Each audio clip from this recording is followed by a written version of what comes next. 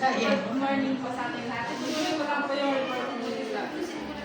So yung paanin po is without the necessary education, skills for employment, many people, particularly 15 to 24 years old, struggle to find jobs and create a property for themselves and their family.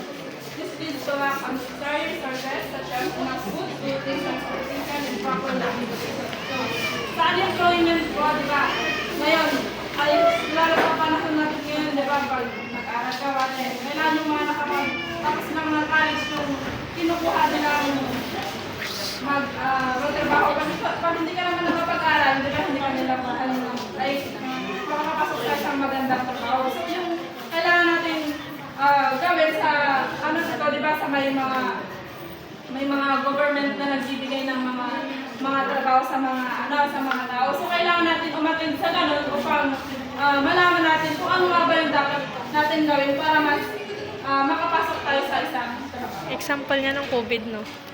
Ng COVID, example. Number 7 is government corruption. Simple po. Government corruption.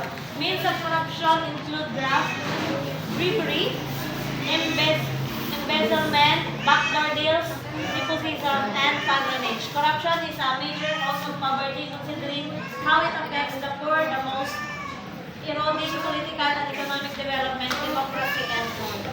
So, paano nga ba natin ililisan yung government corruption o yung pagkukurap na ibang mga political? Diba sa pagbuot natin? So, dapat sa pagbuot natin ng mga sa nakakataas, so kailangan natin, piliin natin kung sino nga ba yung dapat natin i-vote. So, para hindi tayo makaranas ng poverty. Wala din? So, number 8 is malnourishment and hunger. Sino po ang gusto mo? Attention po. Currently, there are 795 million people who do not have enough to eat.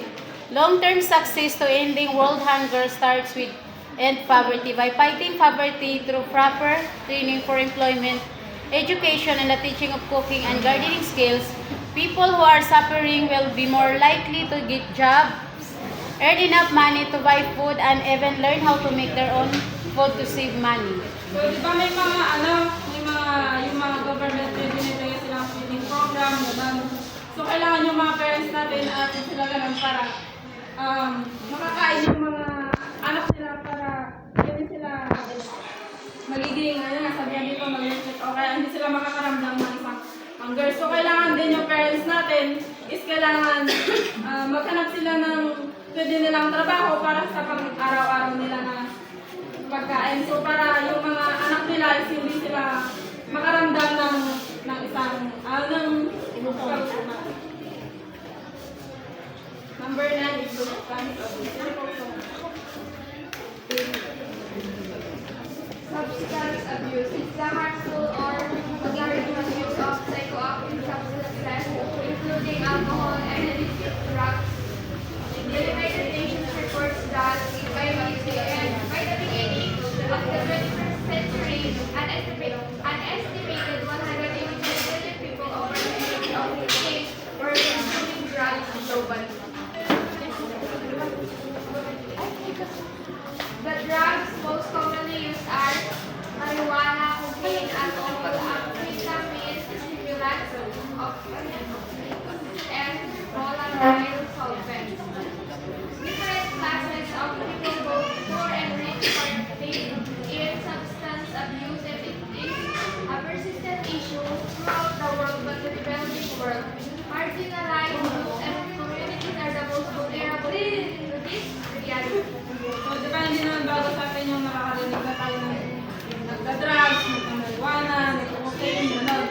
So, paano nga ba natin sila, paano natin reduce yung ng isang drugs o ng mga marijuana? Paano natin malilitan, gano'n?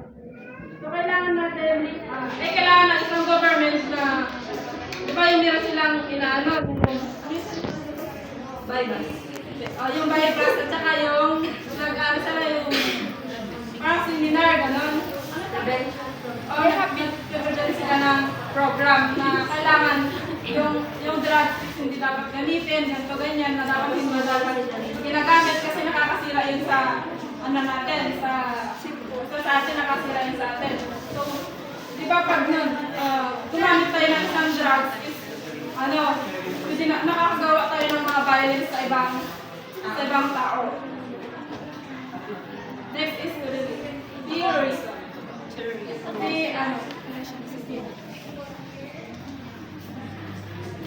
Terrorism is an issue throughout the world that causes fear and insecurity, violence and death. Across the globe, terrorists attack innocent people, often without warning. This makes civilians feel defenseless in their everyday lives. Making national security a higher priority is key in combating terrorism, as well as promoting justice in wrongdoings to illustrate the enforcement of the law and the serious punishments for terror crimes. So yung terrorism is, diba, hindi naman natin bago sa atin yun yung mga inaatap tayo ng ibang bansa, lalo sa panahon ngayon, diba, yung China ba yan? Inaano nila yung Philippines natin. So, paano nga natin ililisip ito yung terrorism, diba? Kailangan yung mga natin, yung mga sundalo natin, yung mga government natin, kailangan is nakarede sila para kung kailan a-attack yung mga